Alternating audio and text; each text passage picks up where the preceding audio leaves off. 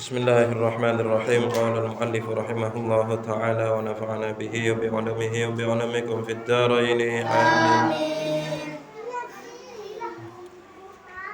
Bismillahirrahmanirrahim.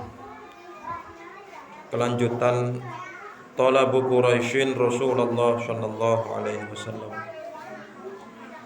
Jadi sebelum pembahasan ini kita lama udah gak ngaji. Sekarang kita lanjutkan ngaji sejarah Nabi.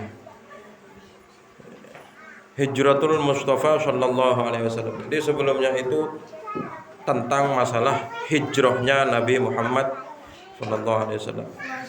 Nabi Muhammad hijrah dari kota Mekah menuju ke kota Madinah. Tapi ketika malam di mana Nabi Muhammad itu hijrah, beberapa orang-orang kafir Quraisy itu mengumpulkan para pemuda-pemuda untuk mengepung rumah Nabi dan untuk tujuannya untuk membunuh Nabi. Akan tetapi mereka gagal membunuh Nabi. Kemudian berangkatlah Nabi Muhammad dan Abu Bakar hijrah menuju ke Madinah. Mereka Nabi Muhammad dan Abu Bakar meminta kepada sang penunjuk jalan agar selama 3 hari atau 3 malam sekiranya nyampe di Jabal Thur atau di Gua Thur. Jadi Nabi Muhammad nanti bersembunyi di Gua Thur. Sekarang talabu Quraisyin Rasulullah sallallahu alaihi wasallam. Tining paneka nyarenah kaum Quraisy Rasulullah sallallahu alaihi wasallam deka Rasulullah sallallahu alaihi wasallam. Karena Nabi Muhammad hijrah lolos dari kepungan mereka, akhirnya mereka mencari Nabi Muhammad. Lamma sahhat Quraisyun tilkal lailah. Lamma sahhat semangsana sadar Quraisyun pasira kaum Quraisy. Tilkal lailata ing dalam kak disa wektu. Ing dalam kak disa wektu malam. Jadi kaum kafir Quraisy, kok bisa Nabi Muhammad keluar dari kepungan kaum kafir Quraisy? Karena ketika keluar Nabi Muhammad, ada keterangan di bawah, Nabi Muhammad membaca doa surat Yasin. Wa ja'alna min baini aydihim saddaw wa min khalfihim saddaw fa'aghshaynahum fahum la yubsirun. Jadi orang-orang kafir Quraisy oleh Allah ditidurkan semuanya, sehingga orang kafir Quraisy tidak melihat Nabi ketika Nabi Muhammad keluar dari rumah. Jadi mereka sadar waktu itu, Mas. Ketika Nabi Muhammad udah jauh, mereka sadar. Lamma sahhat semangsana sadar Quraisyun pasira kaum Quraisy tilkal lailata ing dalam kak disa malam. Walam tajid bentak nemoh pasira kaum Quraisy fi baitir Rasul ing dalam kak disa dalam Rasul sallallahu alaihi wasallam illa ibna ammihi angin anak pamana Nabi Aliyan robana Ali. Ishtadda maka banget hanakuhum panapah ngosokan kaum kafir Quraisy, ngosokan Quraisy, ngosok. Jadi ketika mereka itu sadar, pada malam itu mereka sadar dari tidur mereka yang telah ditidurkan oleh Allah. Kemudian mereka tidak melihat Nabi Muhammad sama sekali, kecuali yang dilihat itu cuma anak pamannya Sayyidina Ali. Jadi ketika Nabi Muhammad itu hijrah, Nabi Muhammad memanggil Sayyidina Ali yang waktu itu masih kecil. Ali bin Abi Thalib ketika itu masih kecil. Kemudian Ali bin Abi Thalib diperintah oleh Nabi agar Ali bin Abi Thalib tidur di tempatnya Nabi Muhammad dengan memakai selimut Nabi Muhammad. Kenapa? Itu agar orang-orang kafir Quraisy menyangka bahwa Nabi itu masih ada di dalam kamarnya atau ada di dalam rumah. Ternyata setelah dibuka, mau dihujamkan itu tombak, setelah dibuka selimut, ternyata Ali bin Abi Thalib. Ya. Jadi ketika mereka sadar, kemudian mereka tidak menemukan Nabi Muhammad di dalam rumah itu, ya, Nabi Muhammad udah jauh hijrah bersama Abu Bakar. Maka mereka kemarahannya sangat marah. Fa arsalu shubbanahum bisuyuf wal 'isyi tabahathu 'anir rasul sallallahu alaihi wasallam fi kulli jihatin. Akhirnya karena kemarahan mereka, fa arsalu syubbanahum. Fa arsalu maka ngutus pasara Quraisy, kaum kafir Quraisy ngutus syubbanahum deka banyak-banyak pemudana syubbanahum deka banyak-banyak pemudana Quraisy bisuyufi kalaban ngibah banyak-banyak pedang wal isyi ban banyak-banyak tombak tabahatsu hale nyareh pasara Quraisy anir rasuli dari Rasul sallallahu alaihi wasallam fi kulli jihatin dalam saben-saben arah. Akhirnya karena kemarahan mereka tidak gagal membunuh Nabi di rumah Nabi, maka kemudian farsalu syubbanahum bisuyuf wal isyi. Maka mereka mengutus para pemuda-pemuda kaum kafir Quraisy untuk membawa pedang dan membawa tombak, dan mereka mencari Rasul di segala arah. Jadi mereka sebar. Pemuda-pemuda mereka sebar di segala arah. Ya, mereka nggak tahu kalau Nabi Muhammad itu hijrahnya ke Madinah. Jadi ke segala arah mencar mereka itu. Kemudian wa qad ja'alu liman ya'tihim bihi aw yadulluhum alaih mi'atana qatin jaizatan. Wa qad ja'alu ban angku atatiaki pasarah Quraisy. Wa qad ja'alu ban angku atatiaki pasarah Quraisy liman maring oreng ya'tihim sedeteng pasaraman dek ka Quraisy bihi kalaban ngibah Nabi aw yadulluhum atabanutuaki pasaraku aw yadulluhum atabanutuaki pasaraman hum dek ka Quraisy alaihi ing atase Nabi mi'atana qatin dek ka 100 ontah jaizatan hale dadi hadiah atau pepareng. Jadi mereka mengadakan yang namanya sayembara. Jadi sebelum mereka itu disebar, itu diadakan sayembara. Barang siapa yang bisa membawa Muhammad pulang dan Abu Bakar, barang siapa yang bisa membawa Nabi Muhammad dan Abu Bakar untuk pulang ke Mekah, baik dalam keadaan masih hidup ataupun sudah mati, atau ada seseorang yang memberitahukan keberadaan mereka Abu Bakar dan Nabi Muhammad, maka mereka akan diberi hadiah 100 ekor onta.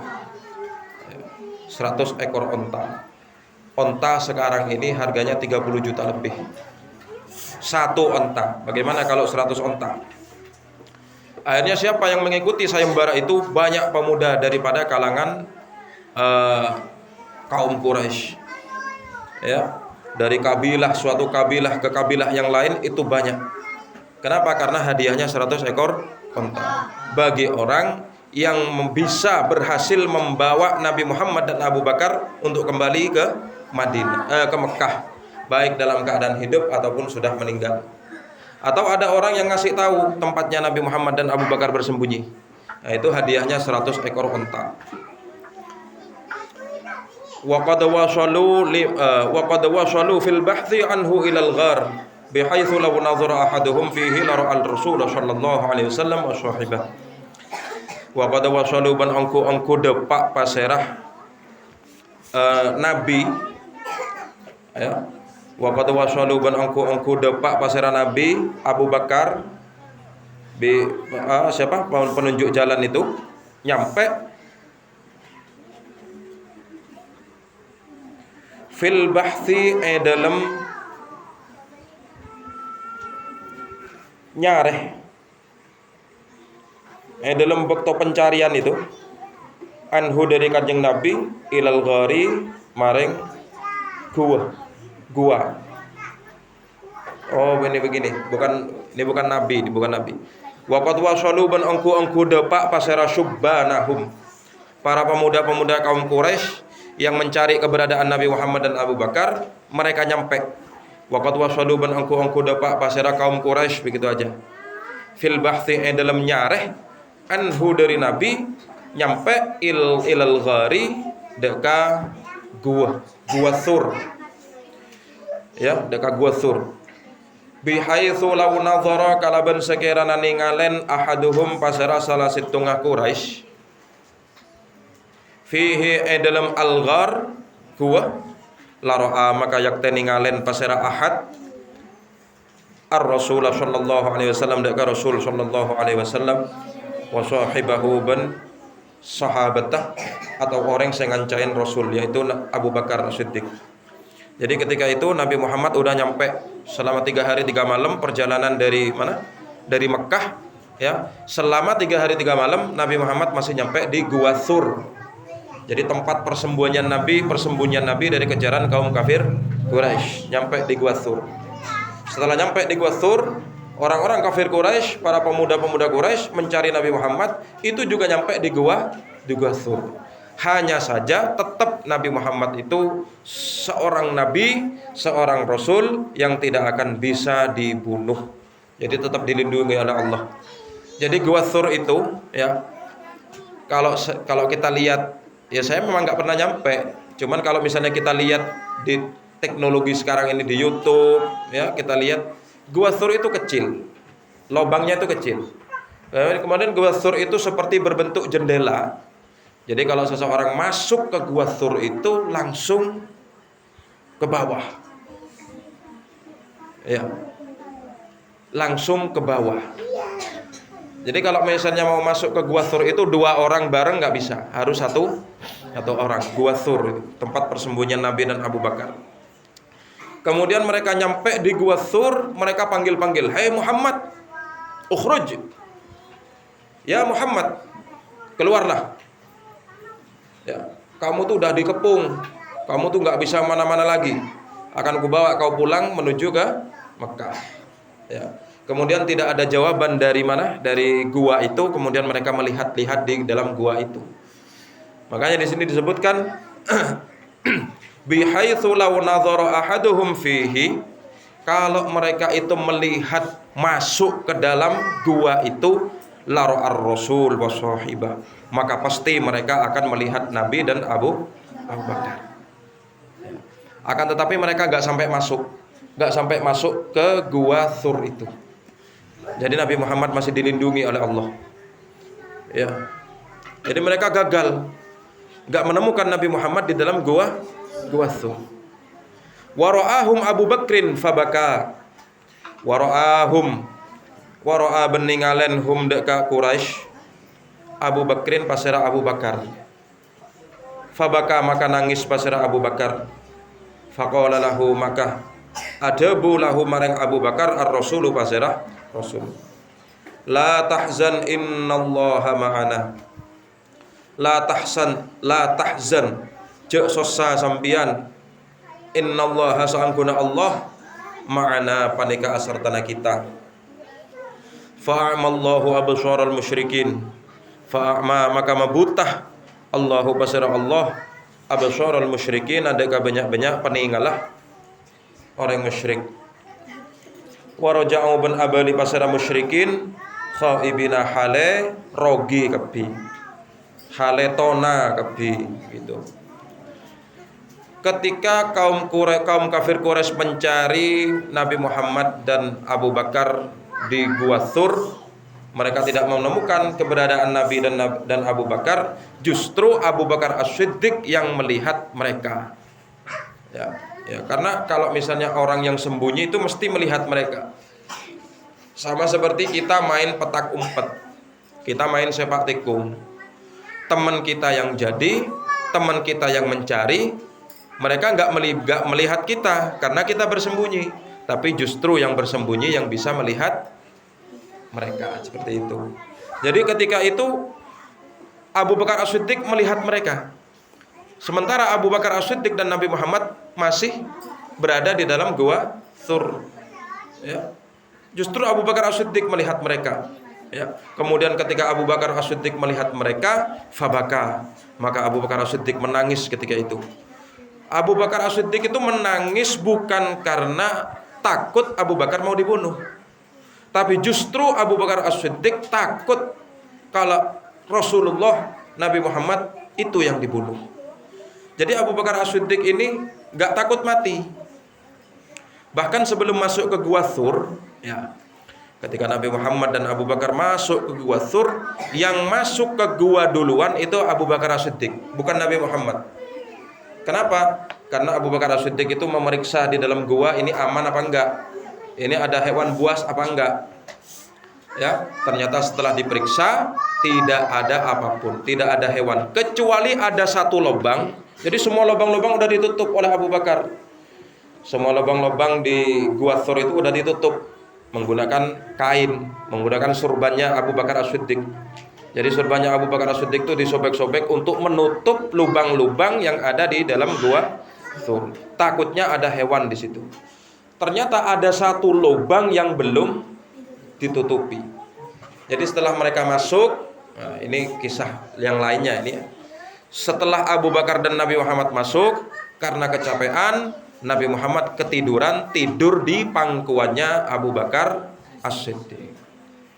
Ya, Nabi Muhammad tidur di pangkuan Abu Bakar As-Siddiq.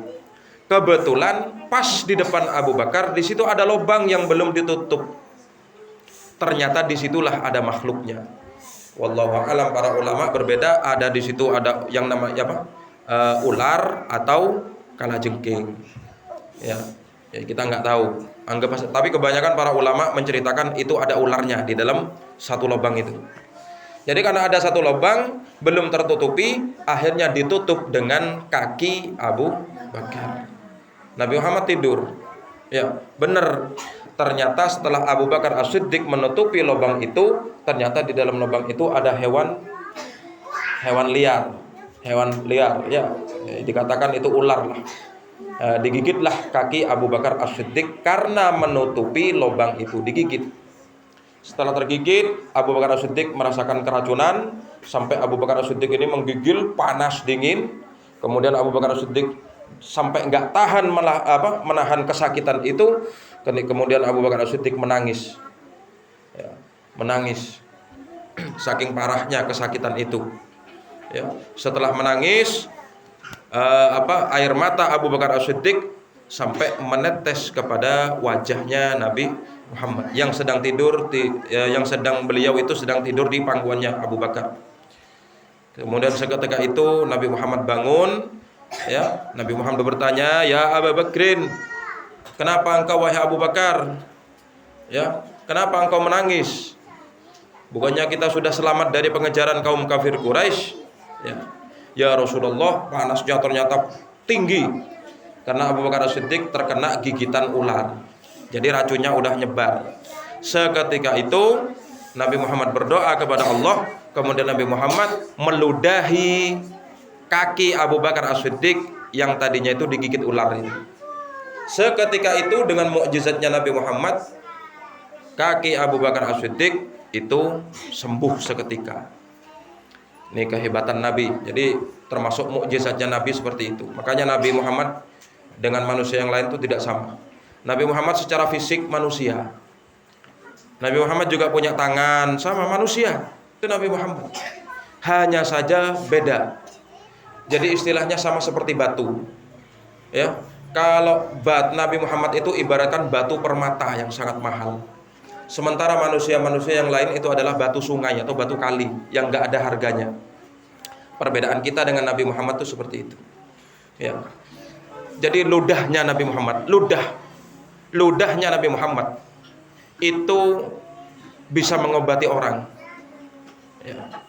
Kemudian juga harum ludahnya Nabi Muhammad. Beda dengan ludah kita. Ya. Beda. Kalau ludah kita pagi-pagi pas kalian bangun tidur, ya, nggak usah ludahnya, bau mulutnya aja udah lumayan. Ya, kalau Nabi Muhammad enggak. Nabi Muhammad, ludahnya Nabi Muhammad itu wangi. Makanya bisa jadi parfum itu, ludahnya Nabi Muhammad. Ya, itu. Kemudian kandungan ludah dari Nabi Muhammad itu menjadi obat dari segala macam penyakit. Itu. Ya. Jadi seketika itu sembuh Abu Bakar As-Siddiq. Jadi ketika mereka mau masuk, yang masuk duluan itu Abu Bakar, bukan Nabi Muhammad. Abu Bakar As-Siddiq memeriksa, "Tunggu ya Rasulullah, intazir ya Rasulullah." Ya, tunggu dulu biar aku masuk dulu, biar aku periksa. Takut ada hewan liar atau hewan buas di dalam gua ini. Ya. Jadi Abu Bakar masuk duluan. Jadi Abu Bakar itu mengorbankan dirinya demi Rasulullah. Coba kalau misalnya kita bagaimana? Ada suatu gua kecil, gelap, menakutkan. Kemudian kita bersama guru kita. Silahkan guru masuk duluan. Tapi kalau Abu Bakar As-Siddiq enggak. Abu Bakar As-Siddiq lebih mengutamakan keselamatan Nabi Muhammad ketimbang keselamatan dirinya. Makanya ketika Abu Bakar As-Siddiq ketika itu melihat kaum kafir Quraisy yang mencarinya sampai ke gua, Abu Bakar As-Siddiq melihat mereka. Maka kemudian Abu Bakar As-Siddiq menangis. Menangisnya Abu Bakar As-Siddiq itu bukan karena Abu Bakar As-Siddiq itu takut ketahuan, tapi khawatir akan keselamatan Nabi Muhammad. Ya, ini kecintaan Abu Bakar As-Siddiq kepada Nabi Muhammad. Akhirnya Allah muliakan Nabi Abu Bakar As-Siddiq sampai-sampai makam Abu Bakar As-Siddiq itu kumpul bersama Rasulullah. Jadi di makam Rasulullah itu ada 3 makam di situ. Ya, di situ ada 3 makam. Ada makamnya Nabi Muhammad, sebelahnya Nabi Muhammad ada makamnya Abu Bakar As-Siddiq, sebelahnya Abu Bakar As-Siddiq ada makamnya Sayyidina Umar bin Khattab radhiyallahu taala anhum. Ada yang mengatakan para ulama nanti di akhir zaman ya, satu makam di situ masih ada tempat. Jadi di dalam makam Rasulullah itu sebuah kotak, sebuah kamar Sayyidah Aisyah dulu. Itu dibuat makamnya Nabi Muhammad ketika Rasulullah meninggal. Ya, di situ ada 3 makam dan nanti rencananya katanya para ulama ini ya, itu ada satu tempat lagi di situ yang akan nanti ditempati oleh makam Nabi Isa alaihissalam. Karena nabi yang masih hidup sampai sekarang itu Nabi Isa. Jadi jangan dikira Nabi Isa udah meninggal. Nabi Isa itu masih hidup sampai sekarang. Hanya saja Allah menyimpannya, mengangkatnya ke langit. Kapan Nabi Isa itu muncul? Nanti Nabi Isa itu akan turun untuk melawan Dajjal. Kapan Dajjal keluar? Nggak tahu. Tapi kalau anak buahnya Dajjal keluar, udah banyak. Siapa anak buahnya Dajjal? Ya, mereka orang-orang yang suka menghancurkan, menggoda atau orang-orang yang suka menghancurkan kebaikan-kebaikan. Mereka orang-orang yang suka menipu, orang-orang yang suka membunuh. Mereka orang-orang yang suka ngerasani orang lain itu anak buahnya Dajjal mereka itu. Menyakiti hatinya orang lain, mereka anak buahnya Dajjal. Bosnya masih belum turun. Siapa? Dajjal beneran. Kapan turun? Nanti ketika menjelang akhir zaman. Khurujun Nabi sallallahu alaihi wasallam minal ghar wallahu taala a'lam bissawab. Fa ya rabbi waffiqni bit taqwa.